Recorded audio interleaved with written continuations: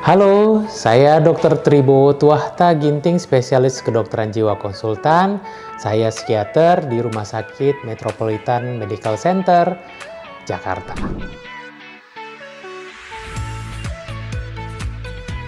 Napsa adalah narkotika, zat psikoaktif, dan juga zat adiktif lainnya.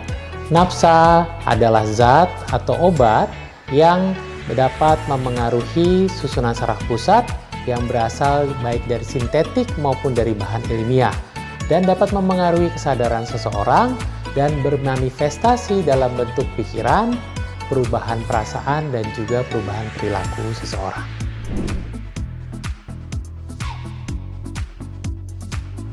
Efek penyalahgunaan napsa bagi kejiwaan akan bermanifestasi pada masalah mental dan terlihat dalam bentuk masalah perilaku, masalah pikiran, dan juga masalah perasaan. Kita dapat melihat masalah kejiwaan itu pada saat seseorang menggunakan napsa maupun seseorang menghentikan napsa tersebut. Pada saat seseorang menggunakan napsa, kita sebut sebagai intoksikasi. Dan pada saat intoksikasi tersebut dapat muncul gejala-gejala seperti halusinasi, bisa muncul juga kegelisahan, bisa muncul juga kecemasan, dan lain hal. Sedangkan pada saat seorang menghentikan penggunaan zatnya, bisa juga dapat muncul seperti halusinasi, depresi, kecemasan, kegelisahan, dan lainnya.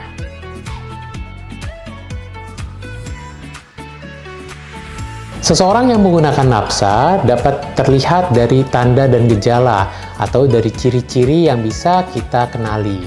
Ciri fisiknya akan tergantung dari masing-masing zat yang dipakai. Zat yang stimulan dapat menunjukkan misalnya seseorang terlihat gelisah, ya, terus kemudian bisa juga terlihat dalam bentuk kecemasan yang berlebihan. Sedangkan orang yang menggunakan napsa yang sifatnya adalah depresan atau downer, itu akan terlihat bahwa seorang itu seperti teler, seorang itu jadi banyak diam, menarik diri. Dan kita bisa mengenali dengan adanya perubahan-perubahan perilaku yang terlihat pada seseorang.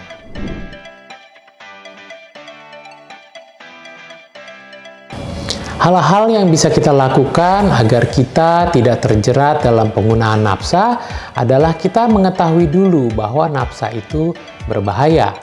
Dan biasanya kita akan melihat kenapa orang-orang menggunakan napsa, bisa karena masalah pergaulan, bisa karena coba-coba, karena ingin tahu. Oleh sebab itu, kita perlu dari dini, dari awal mengajarkan kepada remaja dan juga orang-orang sekitar akan bahaya napsa dan juga memperkuat ketahanan dari mental seseorang.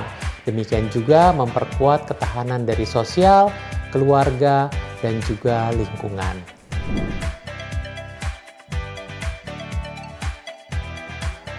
Pada saat seseorang terjerat napsa, kita sebagai teman dekat atau orang sekitar perlu merangkul mereka.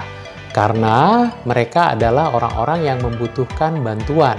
Awalnya mungkin mereka tidak mengenali masalah mereka. Oleh sebab itu, kita membantu mereka untuk mengenali masalah mereka.